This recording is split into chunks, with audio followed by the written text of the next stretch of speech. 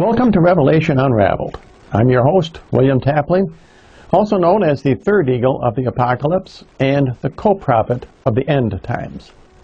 The topic for today's program is the third part of our series on the Olivet Discourse.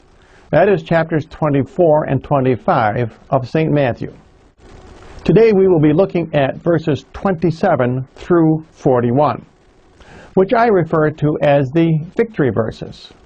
And these verses are very significantly divided up into a 5-5-5 sequence. And these 15 victory verses follow the 18 tribulation verses, which are divided up into a 6-6-6 pattern. Now, none of this numerology is accidental. 666, of course, is the number of the Antichrist. And 555, the number which defeats the Antichrist, is the number for Mary's Rosary. Now let's see how St. Matthew breaks these 15 verses down.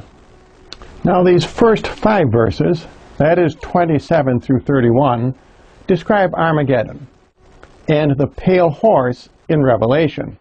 The next 5 verses, that is 32 through 36, Jesus tells the parable of the fig tree, and in so doing gives us the time frame for the end. Now let's look at the next verses, number 37 through 41. Jesus describes the rapture. In fact, in the Olivet Discourse, Jesus spends a great deal of time describing the raptured Protestants who will attend the marriage supper of the Lamb.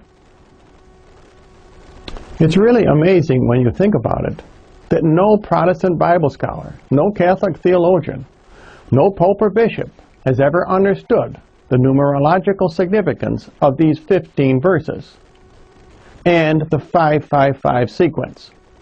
Now let's take a look at this passage verse by verse. Now the first of these 15 victory verses is verse number 27. For as lightning comes out of the east and shines even to the west, so also shall the coming of the Son of Man be. Now this coming is Jesus' third coming at Armageddon, when he defeats the Antichrist and the entire New World Order.